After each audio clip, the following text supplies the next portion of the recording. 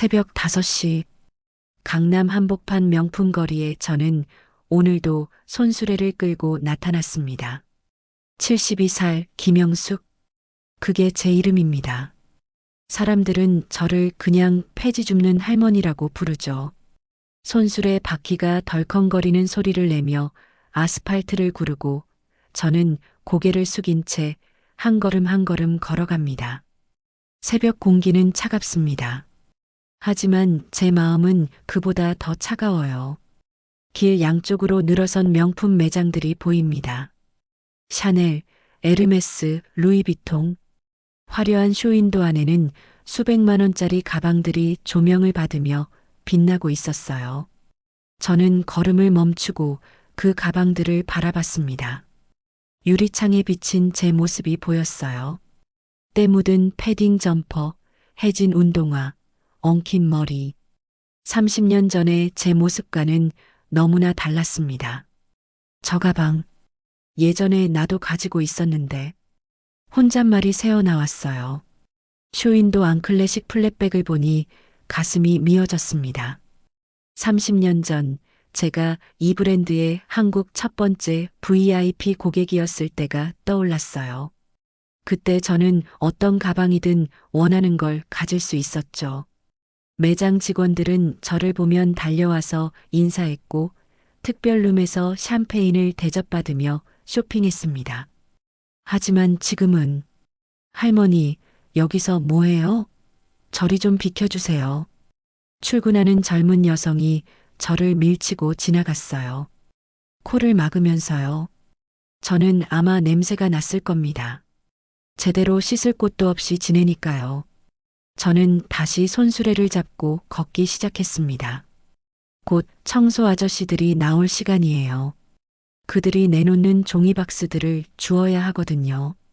하루 종일 돌아다녀 봐야 고작 3,000원에서 5,000원. 그게 제가 하루 동안 버는 전부입니다. 오전 9시쯤 되자 거리에 사람들이 하나둘 나타났어요. 명품 매장 직원들이 출근하고 부유한 고객들이 쇼핑백을 들고 걸어 다녔습니다. 그들은 모두 저를 피해 갔어요. 마치 더러운 무언가를 보듯이요. 저는 한 건물 뒤편에서 박스를 접고 있었습니다. 그때였어요. 저기 또 왔네. 저 할머니 매일 여기서 뭐 하는 거야? 좀 그렇지. 우리 매장 이미지에 안 좋아. 건물 안 명품 매장 직원 2명이 저를 보며 수군거렸어요. 저는 못 들은 척 했습니다. 익숙한 일이니까요. 하지만 그중 한 명이 경비에게 뭐라고 말했고 경비 아저씨가 저에게 다가왔습니다. 할머니, 죄송한데 여기서는 박스 줍지 말아주세요. 건물 관리상 좀 곤란해서요. 경비 아저씨는 미안해하는 표정이었어요. 하지만 어쩔 수 없었죠. 네, 알겠습니다. 저는 고개를 숙이고 손수레를 끌었습니다. 하지만 갈 곳이 마땅치 않았어요. 이 거리 어디를 가도 환영받지 못하니까요. 점심때가 되자 저는 편의점 앞 벤치에 앉았습니다. 아침부터 아무것도 먹지 못했지만 배는 고프지 않았어요. 이제는 굶는 것도 익숙해졌거든요. 그때 제 눈에 들어온 게 있었습니다. 길 건너편 샤넬 매장. 30년 전 제가 가장 자주 드나들던 곳이었죠. 저는 마치 무언가에 이끌리듯 벤치에서 일어났어요. 그리고 천천히 그 매장 쪽으로 걸어갔습니다. 가까이 가면 안 된다는 걸 알면서도 발걸음이 저절로 움직였어요. 매장 쇼윈도 앞에 섰습니다. 유리창 너머로 보이는 가방들. 그 중에서도 특히 눈에 띄는 클래식 백 하나가 있었어요. 빈티지 스타일의 블랙 램스킨에 금장 체인. 저 가방.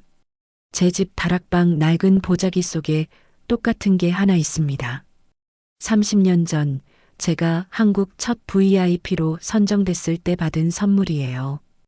유일하게 팔지 않고 간직한 마지막 명품. 정말이지 그 가방을 볼 때마다 가슴이 아픕니다. 예전에 영광스럽던 시절이 떠오르니까요. 할머니, 여기서 뭐 하세요? 날카로운 목소리에 저는 깜짝 놀라 뒤를 돌아봤어요. 30대쯤 되어 보이는 정장 입은 남자가 팔짱을 낀 채 저를 내려다보고 있었습니다. 명찰에는 매니저 강민석이라고 적혀 있었어요. 그냥 구경하고 있었어요. 구경이요? 할머니, 여기가 무슨 공원인 줄 아세요? 강민석이라는 남자의 목소리는 차갑고 거만했습니다. 이런 곳에서 이러시면 다른 고객분들이 불편해하세요. 가주시겠어요? 제 얼굴이 화끈거렸어요. 30년 전이었다면 이 남자는 저를 보자마자 달려와서 인사했을 겁니다. 하지만 지금은 죄송합니다. 저는 고개를 숙이고 돌아섰어요. 눈물이 핑 돌았지만 참았습니다. 울면 안 돼요. 이미 익숙한 일인데. 손수레를 끌고 멀어지면서 뒤를 돌아봤습니다. 강민석은 다른 직원과 무언가 얘기하며 저를 가리키고 있었어요. 분명히 좋은 말은 아니겠죠. 해가 지기 시작했습니다. 하루 종일 돌아다녔지만 번 돈은 고작 4,500원. 고물상 아저씨가 박스 무게를 속이는 것 같았지만 뭐라고 할 수도 없었어요. 저는 지하철을 타고 아들 민준이네 집으로 향했습니다. 사실 그 집도 제 집은 아니에요. 그저 다락방 한 칸을 얻어 쓰는 신세죠. 집에 도착하니 저녁 8시였습니다. 현관문을 조용히 열고 들어갔어요. 거실에서는 며느리 수진이 딸 지우와 저녁을 먹고 있었습니다. 어머님 오셨어요? 수진이 저를 보더니 인상을 찌푸렸어요. 오늘도 거기 다녀오셨어요? 명품거리. 네, 정말 우리 집안 망신시키는 것도 정도가 있죠. 명품거리에서 폐지나 줍고 다니시면 누가 보면 뭐라고 하겠어요? 수진의 목소리는 차갑고 날카로웠습니다. 손녀 지우는 휴대폰만 보며 제게는 눈길도 주지 않았어요. 미안해. 제가 할 수 있는 말은 그것뿐이었습니다. 저는 씻지도 않고 다락방으로 올라갔어요. 좁고 어두운 방. 여기가 제 공간입니다. 저는 벽장 깊숙한 곳에서 낡은 보자기 하나를 꺼냈어요. 조심스럽게 풀자 그 안에서 빛나는 금장식이 보였습니다. 샤넬 클래식백. 30년 전 그날의 기억이 고스란히 담긴 가방. 미안해. 곧 너마저 보내줘야 할 것 같아. 가방을 쓰다듬으며 눈물이 흘러내렸습니다. 내일은 또 어떤 모욕이 기다리고 있을까요? 하지만 저는 포기할 수 없어요. 손녀 지우를 위해서라도. 며칠 후 비가 내렸습니다. 차가운 빗줄기가 온몸을 적시는데도 저는 손수레를 끌고 명품 거리를 걷고 있었어요. 비 오는 날에는 박스가 젖어서 무겁지만 그래도 나와야 했습니다. 하루라도 쉬면 그날 벌이가 없으니까요. 온몸이 젖어 무거워졌어요. 낡은 우비는 구멍이 나서 빗물이 그대로 스며들었고 신발 속까지 물이 찼습니다. 발이 시리고 아팠지만 계속 걸어야 했어요. 에휴, 이 날씨에 박스가 다 젖었네. 고물상 아저씨는 제가 가져온 박스들을 보더니 혀를 찼습니다. 할머니, 이거 무게 안 나와. 1,500원밖에 못 줘. 하루 종일 돌아다녔는데 1,500원. 저는 한숨이 나왔지만 참았어요. 네, 알겠습니다. 돈을 받고 나오니 비는 더욱 세차게 쏟아졌습니다. 저는 잠시 비를 피할 곳을 찾았어요. 그리고 자연스럽게 발길이 향한 곳은 샤넬 매장 앞이었습니다. 정말이지 이상한 일이에요. 저를 그렇게 냉대하는 곳인데도 자꾸 그곳으로 가게 됩니다. 마치 나비가 불빛에 끌리듯이요. 매장 입구 처마 밑에 서서 비를 피했어요. 유리창 너머로 따뜻해 보이는 매장 안이 보였습니다. 직원들은 고급스러운 옷을 입고 미소 지으며 고객을 맞이하고 있었어요. 30년 전에는 저도 저렇게 환영받았는데, 할머니, 또 왔어요? 익숙한 목소리에 고개를 들자 강민석 매니저가 우산을 쓰고 제 앞에 서 있었습니다. 표정이 심상치 않았어요. 비를 피하고 있었어요. 비 피우는 곳이 여기밖에 없어요? 다른 데 가세요. 강민석의 목소리는 짜증이 가득했습니다. 하지만 할머니, 제가 며칠 전에도 말했잖아요. 여기서 이러시면 우리 매장 이미지에 안 좋다고요. 그 순간 매장 문이 열리며 여러 명의 고객이 나왔어요. 모두 비싼 옷을 입고 명품 쇼핑백을 든 부유해 보이는 사람들이었습니다. 어머, 저기 봐. 저런 사람이 왜 여기 있어? 냄새 나는 것 같은데. 고객들이 저를 보며 수군거렸어요. 얼굴이 화끈거렸지만 어쩔 수 없었습니다. 강민석은 더욱 당황한 표정으로 경비를 불렀어요.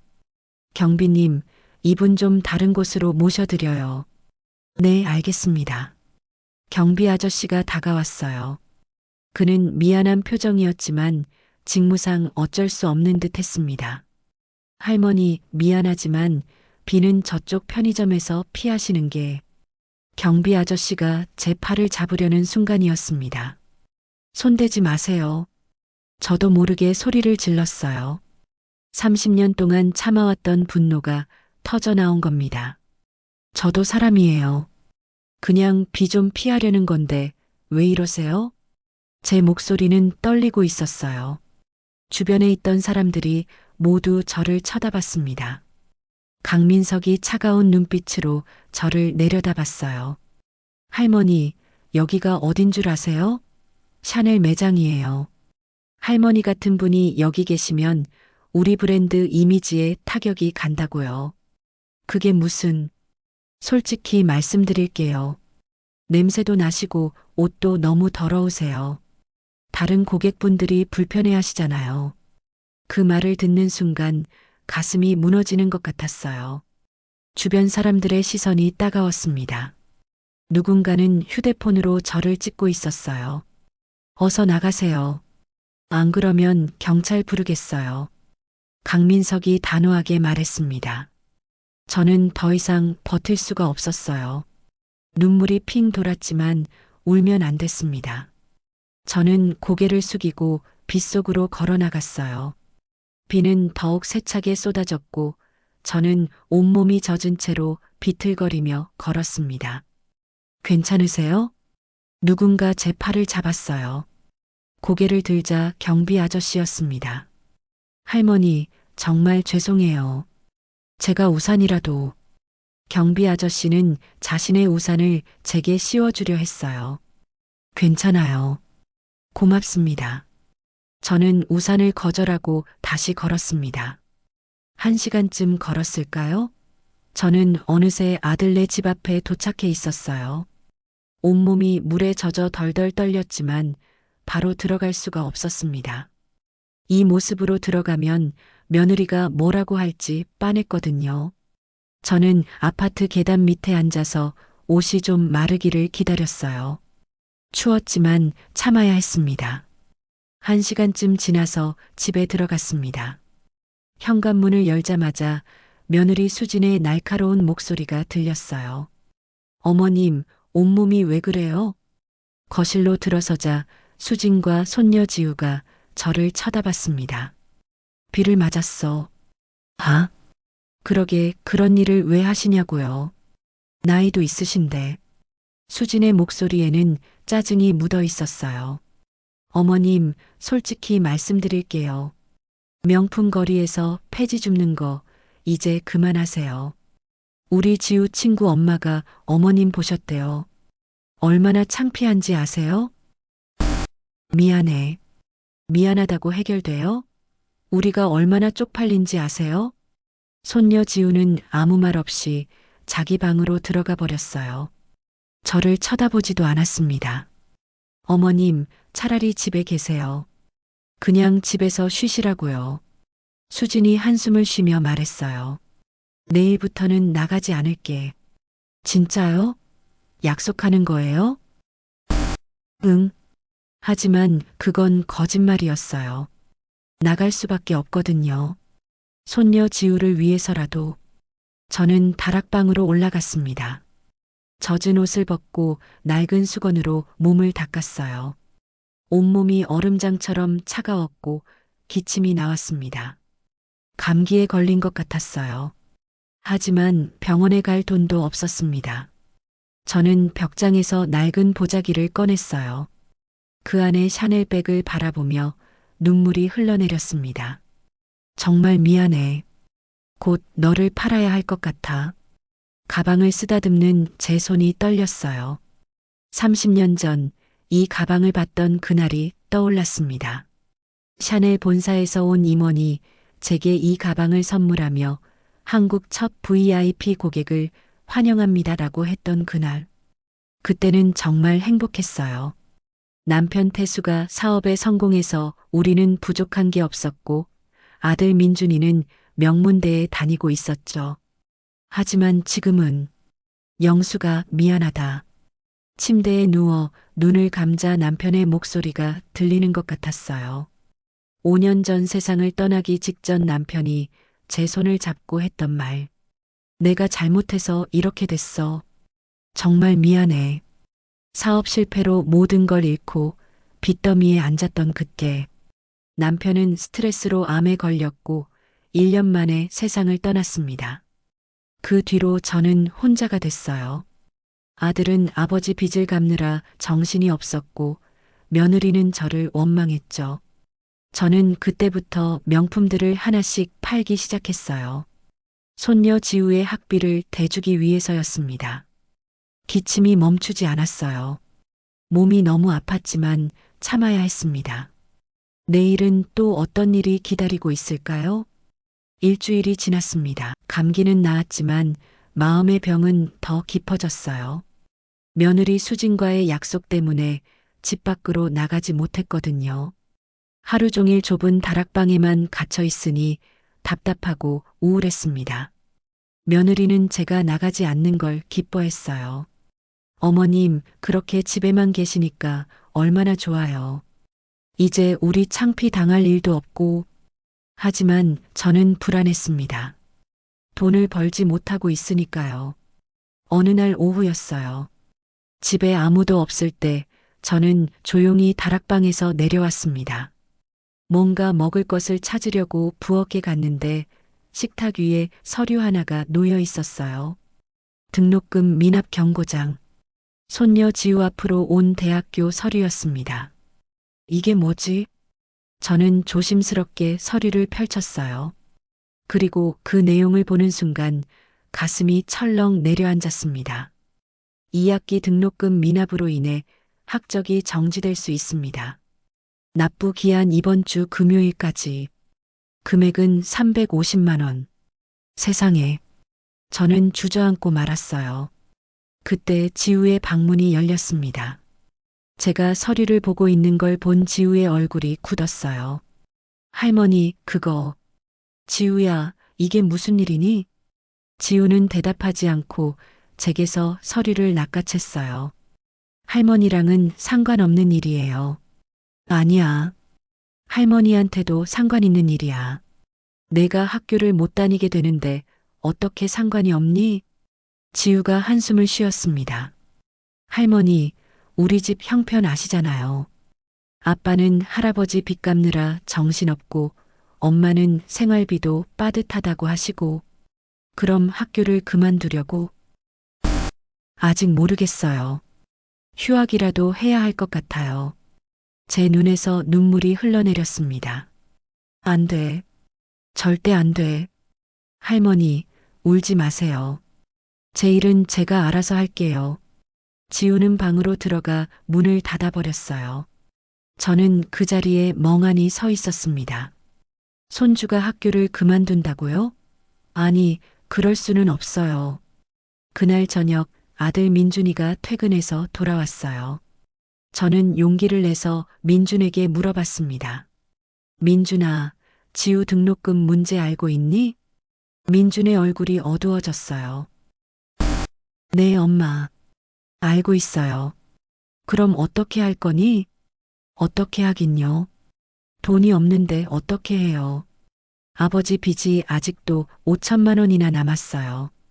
제 월급으로는 그것도 빠듯한데. 민준의 목소리는 지쳐 있었어요. 지우가 학교를 그만두면 안 되는데. 엄마, 저도 그러고 싶지 않아요. 하지만 지금 우리 형편으로는 어쩔 수가 없어요. 민주는 한숨을 쉬며 방으로 들어갔습니다. 저는 다락방으로 올라가 벽장을 열었어요. 낡은 보자기 속 샤넬백을 꺼내 무릎에 올려놓았습니다. 이제 정말 너를 보내야 할 때가 온 것 같아. 가방을 쓰다듬으며 눈물이 멈추지 않았어요. 지난 5년 동안 저는 제가 가지고 있던 명품들을 하나씩 팔았습니다. 에르메스 버킨백, 루이비통 트렁크, 까르띠에 목걸이. 모두 30년 전 행복했던 시절의 기억이 담긴 것들이었어요. 그 돈으로 지우의 학비를 몰래 대줬습니다. 아들 부부는 제가 돈이 없다고 생각했지만 사실 저는 조금씩 모아뒀던 거예요. 하지만 이제 남은 건 이 가방 하나뿐입니다. 미안해. 정말 미안해. 이 가방은 특별했어요. 한국에 단 3개만 들어온 한정판이었고 그 중에서도 시리얼 넘버 1번. 샤넬 본사에서 한국 첫 VIP인 저에게 직접 선물한 거였죠. 30년 동안 이 가방을 간직한 이유는 단 하나였어요. 이것만은 제 마지막 자존심이었으니까요. 하지만 이제는 자존심보다 손주가 더 중요합니다. 내일 아침에 팔러 가야겠어. 저는 가방을 다시 보자기에 싸서 벽장에 넣었어요. 그날 밤 잠을 이룰 수 없었습니다. 눈을 감으면 30년 전 그날이 떠올랐어요. 샤넬 본사 임원이 저에게 이 가방을 건네며 말했던 그 순간. 김영숙 여사님 축하드립니다. 여사님은 대한민국 최초의 샤넬 다이아몬드 VIP 고객이십니다. 정말 영광입니다.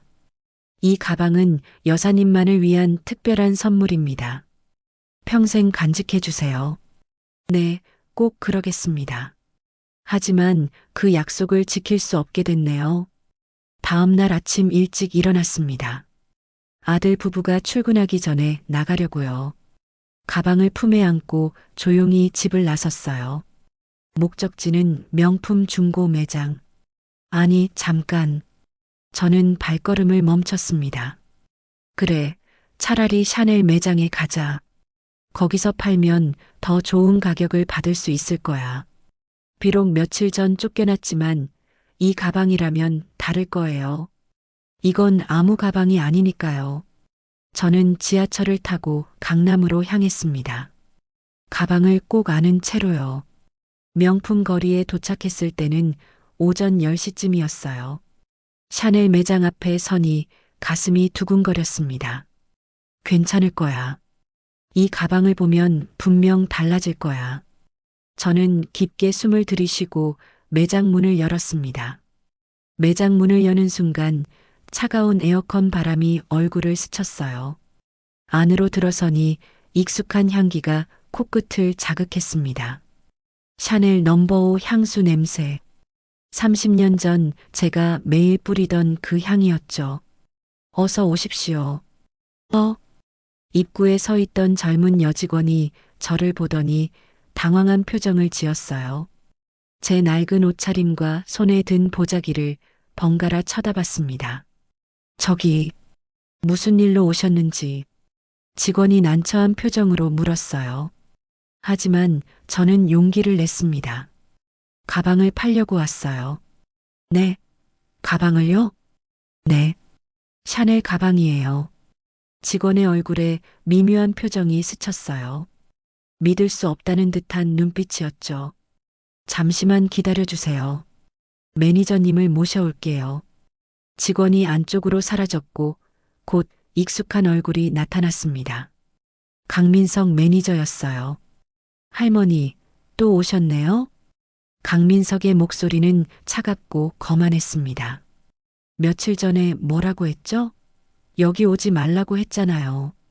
저는 장사하러 온 게 아니에요. 가방을 팔러 왔어요. 가방을요? 강민석이 코웃음을 쳤어요. 할머니, 여기가 중고 가게인 줄 아세요?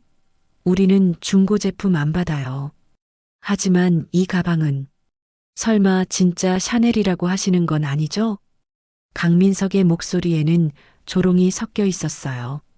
저는 떨리는 손으로 보자기를 풀기 시작했습니다. 그 안에서 검은색 램스킨 가방이 모습을 드러냈어요. 30년이 지났지만 여전히 빛나는 금장 체인. 이게 설마 강민석의 표정이 미묘하게 변했어요. 잠깐만요. 그는 가방을 제 손에서 낚아채듯 가져갔습니다. 자세히 살펴보기 시작했어요. 저는 가슴이 두근거렸습니다. 이제 알아보겠지. 이 가방이 얼마나 특별한지. 이거 진짜네요. 강민석이 중얼거렸어요. 하지만 그의 얼굴에는 의심이 가득했습니다. 할머니, 이 가방 어디서 났어요? 제 거예요. 30년 전에 받은 거예요. 30년 전이요? 강민석이 가방 안쪽을 뒤집어 시리얼 넘버를 확인했어요. 그리고 그의 눈이 커졌습니다. 1번. 이게 왜 할머니한테? 그러니까 제 거라니까요. 아니, 이건 말이 안 돼요. 이 가방은 한국에 3개밖에 없는 한정판인데. 강민석의 목소리가 점점 높아졌어요. 혹시 이거 훔친 거 아니에요? 뭐라고요? 제 얼굴이 화끈거렸습니다. 할머니 같은 분이 이런 가방을 가지고 있다는 게 말이 돼요? 이건 제 거예요. 증명할 수 있어요? 저는 할 말이 없었어요. 30년 전 영수증 같은 건 남아있지 않았으니까요. 역시 그렇군요. 어디서 주운 거죠? 아니면 훔친 거예요? 강민석이 가방을 들고 뒤로 물러났어요. 잠깐만요. 경찰에 신고해야겠어요. 안 돼요. 이건 정말 제 거예요. 저는 다급해졌습니다. 하지만 매장 안에 있던 다른 고객들이 수군거리기 시작했어요. 저 할머니 가방 훔친 거 아냐? 세상에 어떻게 저런. 그때였습니다. 잠깐 우아한 목소리가 매장 안에 울려 퍼졌어요. 고개를 돌리자 70대쯤 되어 보이는 우아한 여성이 서 있었습니다. 샤넬 트위드 재킷에 진주 목걸이를 한 품격 있는 모습이었어요. 영숙 언니? 그 여성이 저를 보며 놀란 표정을 지었어요. 혜자야? 저도 깜짝 놀랐습니다. 윤혜자. 30년 전 저와 함께 샤넬 VIP 모임에 다니던 절친한 친구였거든요. 언니, 정말 언니 맞아? 혜자가 저에게 달려왔어요. 그리고 제 손을 꼭 잡았습니다. 세상에, 언니 어떻게 된 거예요? 이렇게. 혜자의 눈에 눈물이 고였어요. 제 초라한 모습을 보고 충격받은 것 같았습니다. 오래됐지. 저는 고개를 숙였어요. 부끄러웠거든요. 강민석이 혜자에게 다가왔어요. 윤혜자 고객님, 이 할머니를 아세요? 할머니라니? 이분은 김영숙 여사님이야. 샤넬 코리아 역사상 최초의 VIP 고객이시고. 혜자의 목소리는 단호했어요. 네, 그게 무슨. 그리고 이 가방, 내가 옆에서 봤어. 30년 전 본사 임원이 직접 영숙 언니에게 선물한 거야. 시리얼 넘버 1번이 왜 언니한테 있겠어? 강민석의 얼굴이 창백해졌어요. 죄송합니다. 제가 몰라 뵙고. 당신 지금 뭐 한 거야? 도둑 취급을 했다고? 혜자의 목소리가 차갑게 변했습니다. 정말 죄송합니다. 강민석이 90도로 인사를 했어요. 혜자는 저를 부축해서 VIP 룸으로 데려갔습니다. 소파에 앉히고는 제 손을 꼭 잡았어요. 언니, 도대체 무슨 일이 있었던 거예요? 30년 동안 연락도 안 되고. 말하기 길어. 저는 혜자에게 모든 걸 털어놨어요. 남편의 사업 실패, 빚더미, 남편의 죽음, 그리고 손주를 위해 명품들을 하나씩 팔았던 이야기까지. 혜자는 제 이야기를 들으며 계속 눈물을 흘렸습니다. 언니, 왜 나한테 연락 안 했어요? 내가 도와줄 수 있었는데. 미안해. 창피했어. 이런 모습 보이기가. 무슨 소리예요? 우리가 얼마나 가까웠는데. 혜자가 제 손을 더욱 세게 잡았어요. 언니, 이 가방 팔면 안 돼요. 이건 언니의 역사잖아요. 하지만 손주 학비가. 내가 도와줄게요. 학비 정도는. 안 돼. 그럴 순 없어. 저는 고개를 저었어요. 친구에게 손 벌리고 싶지 않았습니다. 언니, 그때 강민석이 조심스럽게 VIP 룸에 들어왔어요. 저기, 정말 죄송합니다. 제가 실례를 많이 했습니다. 당연하죠. 당신 지금 한 짓이 뭔지 알아요? 혜자가 차갑게 말했어요. 죄송합니다. 하지만 이 가방은 저희가 매입할 수 없습니다. 뭐라고요?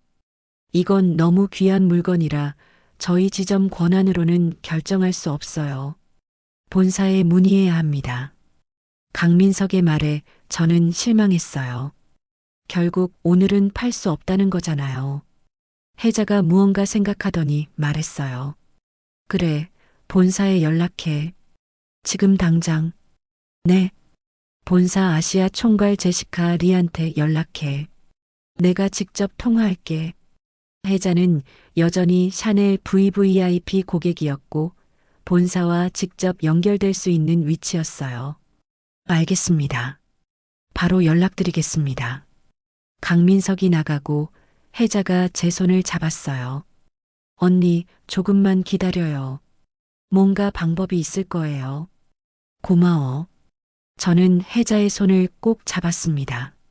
30년 만에 만난 친구의 따뜻함이 가슴에 스며들었어요. 하지만 동시에 부끄러웠습니다. 이렇게 초라한 모습으로 제외하다니. 과연 본사에서는 뭐라고 할까요? 그리고 이 가방을 정말 팔 수 있을까요? 그날 저녁 저는 집에 돌아왔어요. 결국 가방을 팔지 못했습니다. 본사 연락을 기다려야 한다고 했거든요. 혜자는 내일 연락 올 거야. 걱정하지 말라고 위로해줬지만 저는 불안했어요. 손주 지우의 등록금 마감일은 이틀밖에 안 남았으니까요. 현관문을 열고 들어서니 집안이 조용했어요. 아들 민준이는 아직 퇴근 전이고 며느리 수진이는 무언가 부스럭거리는 소리가 위층에서 들렸습니다. 저는 조용히 다락방으로 올라가려고 계단을 오르는데 수진의 목소리가 들렸어요. 도대체 어디 있는 거야? 수진이 제 방에서 뭔가를 찾고 있는 것 같았어요. 저는 깜짝 놀라 방문을 열었습니다. 며느리, 뭐 하는 거야? 수진이 제 벽장을 뒤지고 있었어요. 옷가지들이 바닥에 널브러져 있었습니다. 아, 어머님. 돌아오셨어요? 수진의 얼굴에 당황한 기색이 스쳤어요. 방을 왜 뒤지는 거야? 아, 그게 청소 좀 하려고요. 하지만 수진의 손에는 낡은 수첩 하나가 들려 있었어요. 제 수첩이었습니다. 그게 뭐야? 저는 다급하게 달려가 수첩을 빼앗으려 했어요. 하지만 수진이 먼저 펼쳤습니다. 어머님, 이게 뭐예요? 수진이 수첩을 보며 물었어요. 그녀의 목소리가 떨리고 있었습니다. 저는 아무 말도 할 수 없었어요. 수첩 안에는 지난 5년 동안 제가 팔았던 명품 목록이 빼곡히 적혀 있었거든요. 2019년 3월, 에르메스 버킨백 35cm, 2,800만 원 지우 1학년 1학기 등록금 350만 원, 생활비 보탬 200만 원, 2019년 9월 마이너스 루이비통 트렁크 450만 원 지우 1학년 2학기 등록금 350만 원, 2020년 3월 마이너스 까르띠에 러브 팔찌 680만 원 지우 2학년 1학기 등록금 360만 원, 민준 비상환 300만 원. 수첩에는 모든 게 적혀 있었어요. 제가 5년 동안 하나씩 팔았던 명품들, 그리고 그 돈이 어디로 갔는지까지. 어머님, 이게 수진의 손이 떨렸어요. 지우 등록금을 어머님이 다 내주신 거예요? 왜 말씀 안 하셨어요? 왜? 수진의 목소리가 점점 커졌습니다. 하지만 화가 난 게 아니라 울먹이는 목소리였어요. 우리가 어머님을 그렇게 대했는데. 수진이 주저앉으며 울기 시작했어요. 어머님, 죄송해요. 정말 죄송해요. 괜찮아. 저는 며느리의 어깨를 토닥였습니다. 괜찮을 리가 없잖아요. 제가 어머님한테 얼마나 못되게 굴었는데. 수진이 계속 울었어요. 명품 거리에서 창피하게 왜 그러냐고. 폐지 줍지 말라고. 그렇게 말했는데. 그게 다 지우를 위해서였다니. 손주니까 당연한 거야. 당연할 리가 없어요. 수진이 수첩 마지막 페이지를 펼쳤어요. 거기에는 이렇게 적혀 있었습니다. 남은 것 샤넬 클래식 101번 한국 1호 VIP 기념품. 절대 팔지 말 것. 하지만 지우를 위해서라면. 어머님, 이 가방까지. 응, 오늘 팔러 갔었어. 안 돼요. 이건 어머님의 마지막 남은. 괜찮아. 가방보다 지우가 더 소중하니까. 그 순간 아래층에서 현관문 열리는 소리가 들렸어요. 아들 민준이 퇴근한 것 같았습니다. 다녀왔습니다. 민준의 목소리가 들렸어요. 수진이 급히 눈물을 닦고 아래로 내려갔어요. 저도 따라 내려갔습니다. 거실에서 민준이 넥타이를 풀고 있었어요. 여보, 이것 좀 봐. 수진이 떨리는 손으로 수첩을 민준에게 건넸습니다. 이게 뭔데? 민준이 수첩을 받아들었어요. 그리고 내용을 읽기 시작했습니다. 저는 그 모습을 지켜보며 가슴이 두근거렸어요. 민준의 얼굴이 점점 창백해졌어요. 수첩을 읽는 그의 손이 떨리기 시작했습니다. 엄마. 민준이 고개를 들어 저를 봤어요. 그의 눈에는 눈물이 가득했습니다. 이게 정말이에요? 응. 지우 등록금을 엄마가 다 내주신 거예요? 5년 동안? 그래. 민준이 주저앉았어요. 소파에 털썩 앉더니 고개를 숙였습니다. 엄마, 죄송해요. 정말 죄송해요. 민준의 어깨가 떨렸어요. 40대 중반의 남자가 제 아들이 울고 있었습니다. 저는 엄마한테 해드린 게 없는데. 아니야. 내가 잘못한 게 아니야. 저는 아들의 등을 토닥였어요. 엄마가 아버지 빚 때문에 얼마나 힘드셨을 텐데. 저는 그것도 모르고. 괜찮아. 다 괜찮아. 그때 지우의 방문이 열렸어요. 손녀가 나왔습니다. 무슨 일이에요? 왜 다들? 지우가 울고 있는 부모님을 보고 당황했어요. 수진이 지우에게 수첩을 건넸습니다. 지우야, 이것 좀 봐. 지우가 수첩을 받아 읽기 시작했어요. 그리고 그녀의 얼굴이 점점 굳어졌습니다. 할머니. 지우가 저를 봤어요. 그 눈에는 충격과 미안함이 동시에 담겨 있었습니다. 할머니가 내 등록금을. 응. 왜요? 왜 말 안 하셨어요? 말하면 내가 부담스러워 할까봐. 할머니.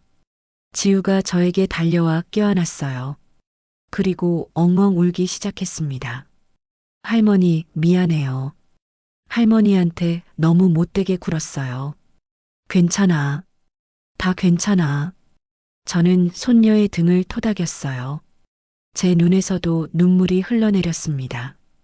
5년 동안 숨겨왔던 비밀이 드러난 순간이었어요. 민준이 일어나 제 앞에 무릎을 꿇었어요. 엄마, 용서해 주세요. 제가 불효자예요. 아니야. 일어나. 엄마, 그 가방 절대 팔면 안 돼요. 제가 어떻게든 할게요. 하지만 지우 등록금이. 제가 대출이라도 받을게요. 그 가방만큼은 지켜야죠. 민준의 목소리는 단호했어요. 수진도 고개를 끄덕였습니다. 어머님, 죄송해요. 제가 정말 못난 며느리였어요. 아니야. 다들 힘들었잖아. 저는 가족들을 바라봤어요. 5년 만에 처음으로 진심으로 소통하는 것 같았습니다. 하지만 한편으로는 불안했어요. 민준이 대출을 받는다고 했지만 그의 신용으로는 쉽지 않을 거예요. 빚 보증 때문에 이미 신용이 좋지 않거든요. 결국 그 가방을 팔아야 할 것 같았어요. 그날 밤 저는 다락방에서 휴대폰을 꺼냈습니다. 혜자가 오늘 번호를 알려줬거든요. 혜자야, 내일 본사 연락 오면 가방 팔겠다고 해줘. 부탁해. 문자를 보내고 나니 마음이 편해졌어요. 이제 정말 마지막 남은 것까지 보내는구나. 하지만 손주를 위해서라면 기꺼이 할 수 있었습니다. 다음 날 아침 일찍 혜자에게서 전화가 왔어요. 언니, 본사에서 연락 왔어. 오늘 오후 2시에 매장으로 와. 아시아 총괄 임원이 직접 온대. 정말? 응. 언니 가방이 얼마나 특별한지 본사도 알고 있어. 제대로 된 가격 받을 수 있을 거야.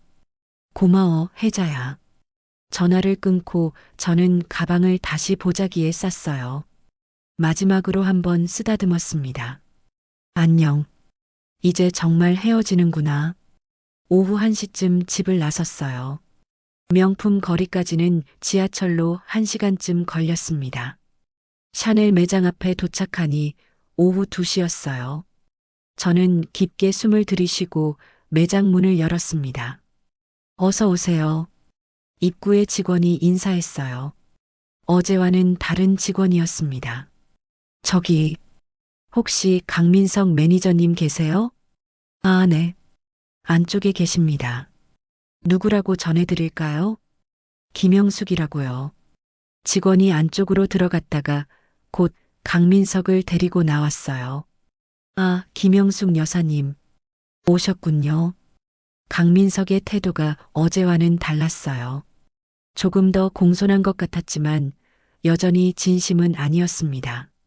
본사 임원님이 곧 도착하실 거예요. 잠시 기다려 주시겠어요? 네. 저는 매장 한쪽 소파에 앉았어요. 가방을 무릎에 올려놓고 기다렸습니다. 시간이 흐르면서 매장에 고객들이 하나둘 들어오기 시작했어요. 모두 화려한 옷을 입은 부유해 보이는 사람들이었습니다. 그들은 저를 힐끗 쳐다보며 수군거렸어요. 저 사람은 왜 저기 앉아 있는 거야? 옷차림이 좀 그런데. 저는 고개를 숙였어요. 익숙한 시선들이었지만 여전히 아팠습니다. 오후 2시 30분이 됐지만 본사 임원은 나타나지 않았어요. 강민석에게 물어봤습니다. 저기, 임원님은 언제 오시나요? 아, 조금 늦어지신대요. 교통이 막힌다고. 그렇군요. 저는 다시 기다렸어요. 3시 30분. 시간이 계속 흘렀지만 임원은 나타나지 않았습니다. 그 사이 매장은 점점 더 붐비기 시작했어요. 많은 고객들이 쇼핑을 하고 있었습니다. 저 할머니 아직도 저기 앉아 있네. 뭐 하는 거야? 고객들의 수군거림이 점점 커졌어요.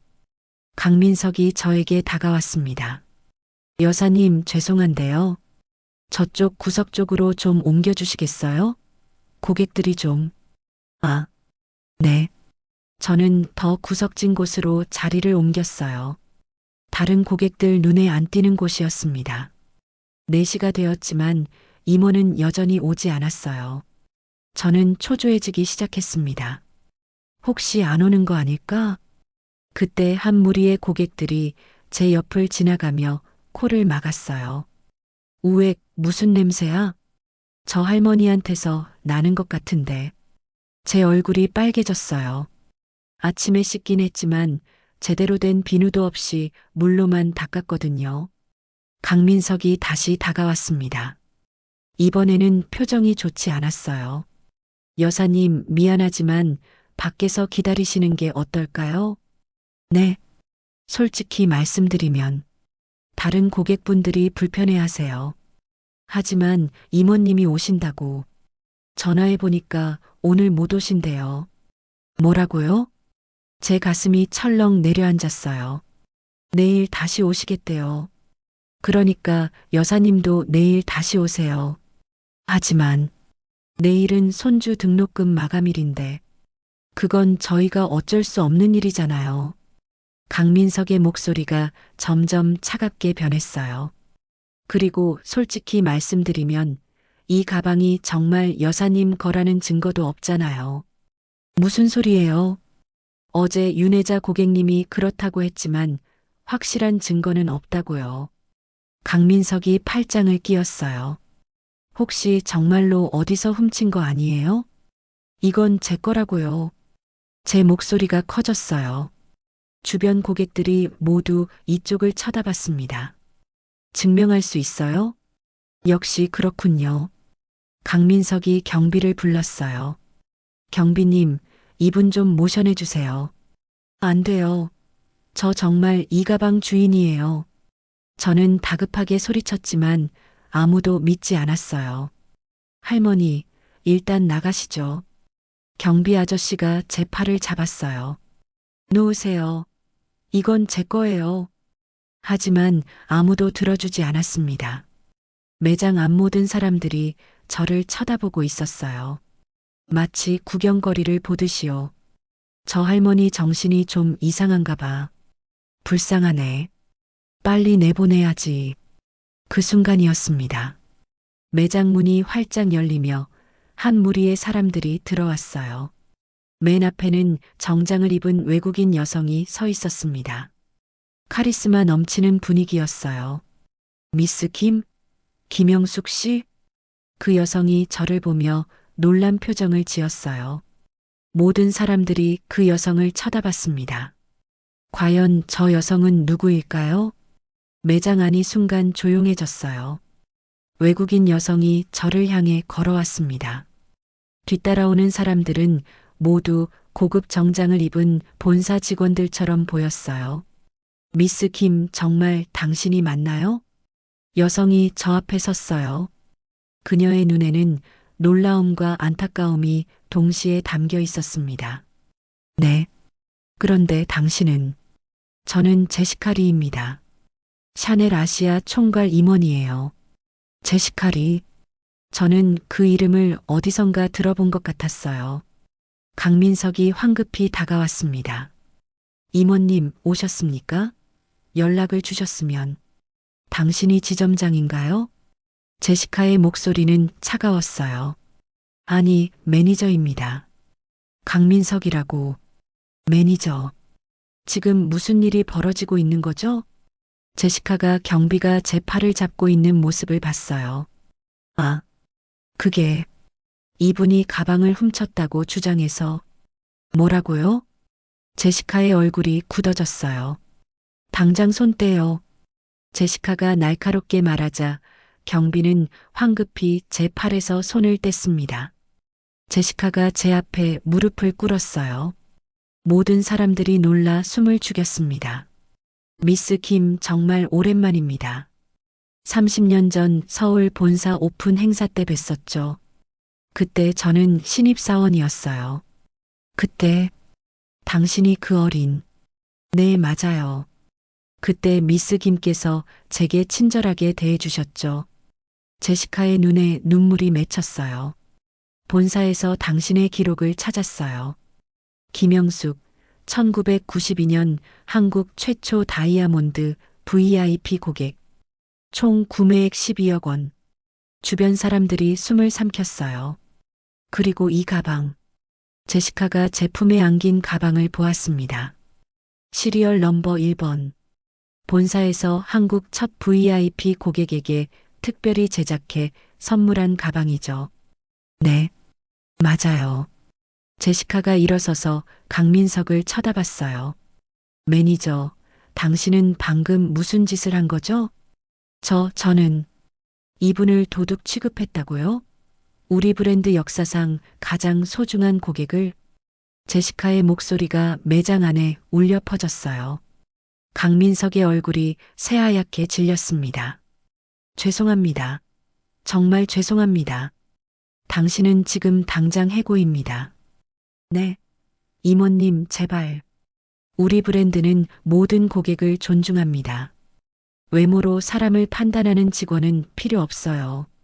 강민석이 무릎을 꿇었지만 제시카는 더 이상 쳐다보지도 않았어요. 제시카가 다시 저를 봤습니다. 미스 김, 정말 죄송합니다. 우리 직원이 이런 신뢰를 범했다니. 괜찮아요. 괜찮을 리가 없죠. 제시카가 태블릿을 꺼냈어요. 여기 당신의 구매 기록이 있어요. 1992년부터 2015년까지 모든 게 기록되어 있죠. 태블릿 화면에는 제가 샀던 가방들의 사진과 날짜가 빼곡히 있었어요. 버킨 35cm, 샤넬 클래식 라지, 루이비통 트렁크. 제시카가 목록을 읽어내려가자 주변 사람들이 감탄사를 터뜨렸어요. 대단하시네요. 12억 원이라니. 그 순간 매장 문이 다시 열렸어요. 혜자가 들어왔습니다. 영숙 언니. 혜자가 달려와 저를 껴안았어요. 언니, 괜찮아? 연락받고 급히 왔어. 응, 괜찮아. 제시카가 혜자를 알아봤어요. 윤혜자 고객님도 오셨군요. 이모님, 이 일 어떻게 된 거예요? 우리 언니한테 이런 모욕을. 정말 죄송합니다. 철저히 조사해서 책임지겠습니다. 그때 또 매장 문이 열렸어요. 이번에는 민준이, 수진이, 지우가 함께 들어왔습니다. 엄마. 민준이 저를 보고 달려왔어요. 엄마, 괜찮으세요? 응, 괜찮아. 지우가 제 손을 꼭 잡았어요. 할머니. 제시카가 우리 가족을 봤습니다. 가족분들이시군요. 네, 제 아들이랑 며느리, 손녀예요. 반갑습니다. 제시카가 공손하게 인사했어요. 미스 김, 이제 본론으로 들어가죠. 이 가방을 파시려고 하셨다고요? 네. 손주 등록금이 필요해서요. 얼마나 필요하신가요? 350만 원이요. 제시카가 잠시 생각하더니 말했어요. 이 가방의 가치는 현재 시장가로 약 8천만 원입니다. 뭐라고요? 모두가 놀랐어요. 하지만 저는 이 가방을 사지 않을 겁니다. 왜요? 이 가방은 미스 김의 역사이기 때문입니다. 당신의 품격과 우리 브랜드와의 특별한 인연이 담긴 물건이죠. 제시카가 미소를 지었어요. 대신 제한이 있습니다. 제시카가 서류 뭉치를 꺼냈어요. 샤넬 코리아는 미스 김을 평생 명예 앰버서더로 모시고 싶습니다. 명예 앰버서더요? 네.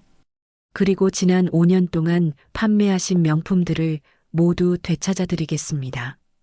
네.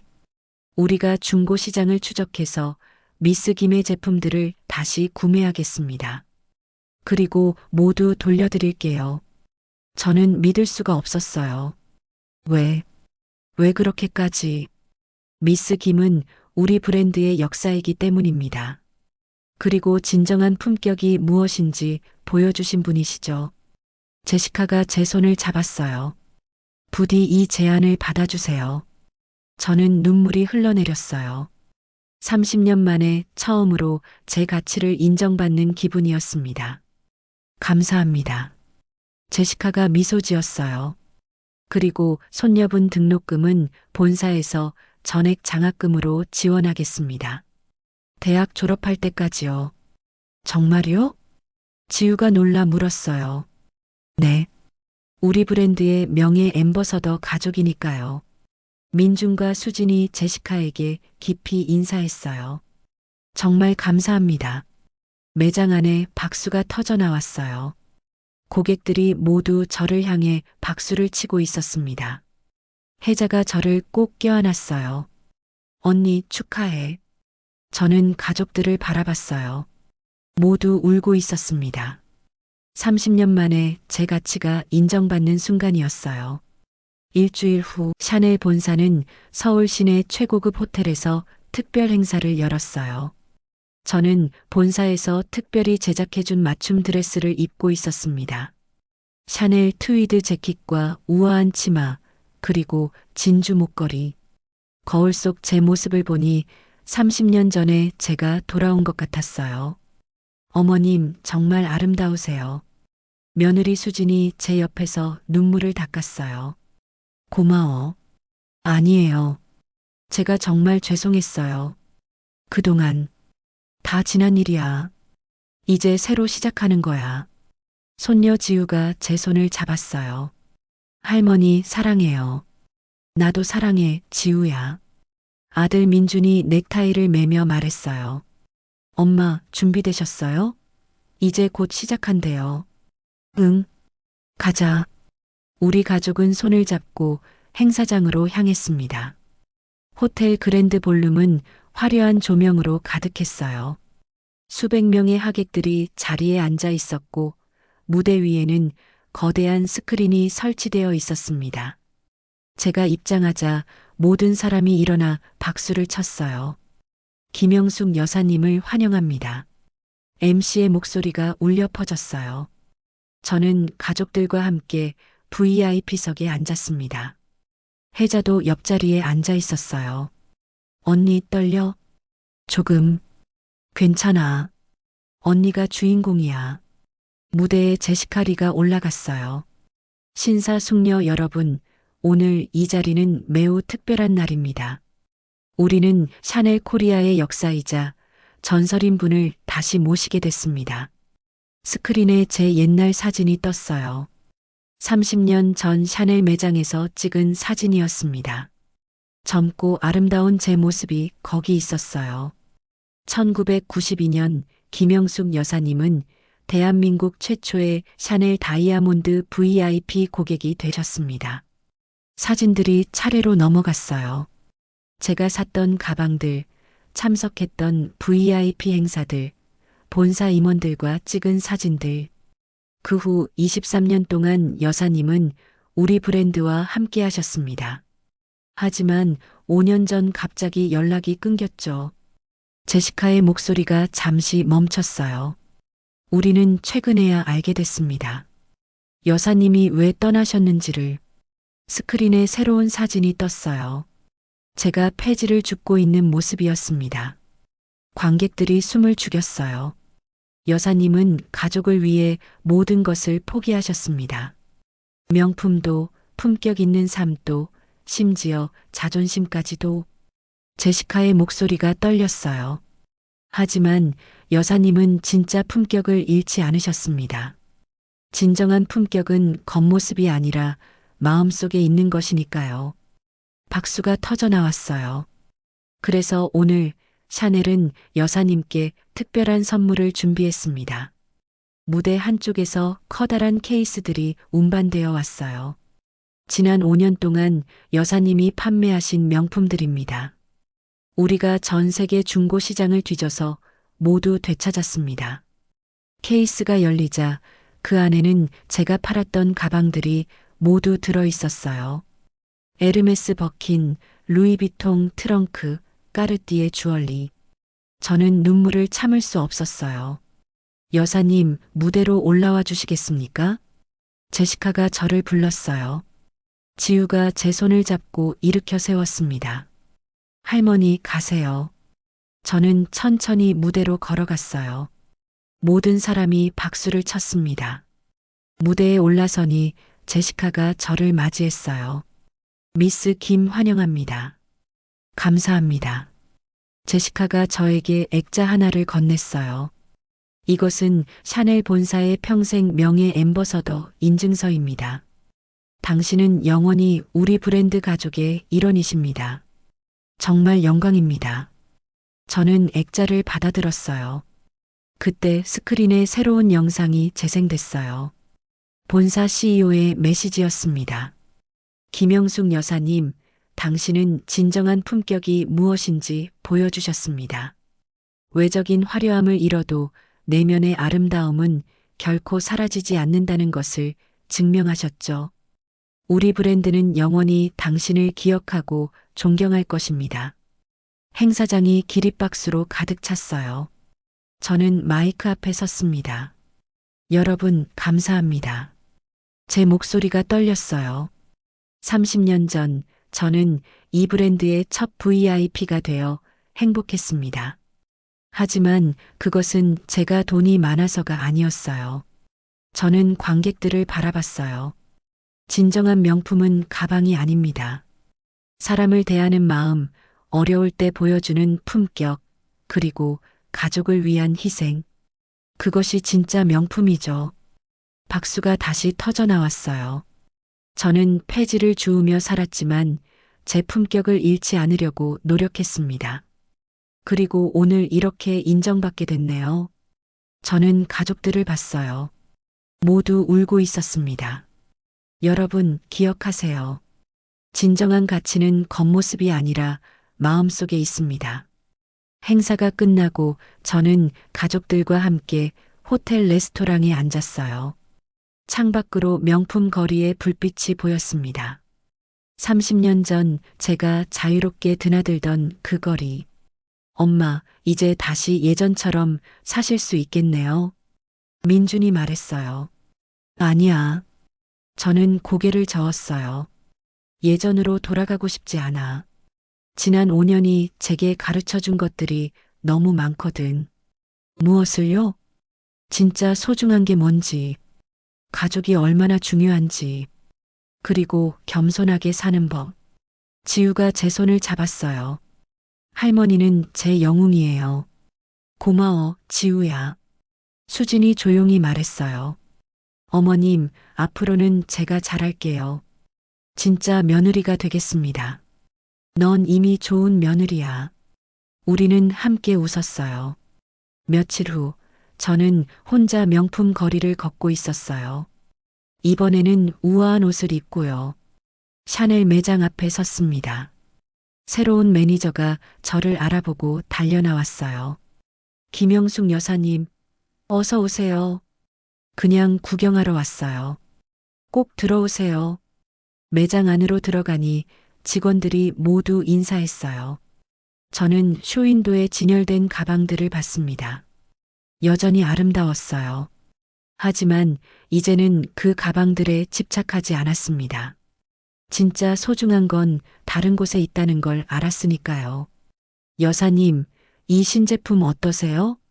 직원이 가방을 보여줬어요. 아름답네요. 하지만 오늘은 그냥 구경만 할게요. 네, 언제든 오세요. 매장을 나와 거리를 걷는데 한 할머니가 폐지를 줍고 있었어요. 저는 그 할머니에게 다가갔습니다. 할머니, 잠깐만요. 네, 이거 받으세요. 저는 지갑에서 돈을 꺼내 건넸어요. 아니에요. 저 괜찮아요.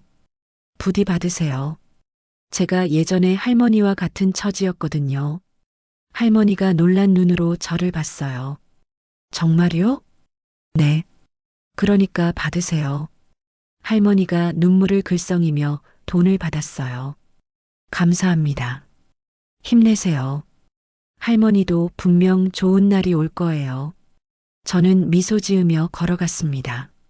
석양이 명품 거리를 비추고 있었어요. 화려한 불빛들이 하나씩 켜지기 시작했습니다. 저는 하늘을 올려다봤어요. 여보, 보고 있어요? 우리 이겨냈어요. 하늘 저편 어딘가에서 남편이 미소 짓고 있을 것 같았어요. 집으로 돌아가는 길, 저는 생각했습니다. 때로는 모든 것을 잃어야 진짜 소중한 걸 찾을 수 있는 것 같아요. 화려함을 버려야 진정한 품격을 배우는 거죠. 저는 명품들을 다시 찾았지만 그것들은 이제 제게 전부가 아니었어요. 진짜 명품은 제 가슴 속에 가족과의 사랑 속에 있었으니까요.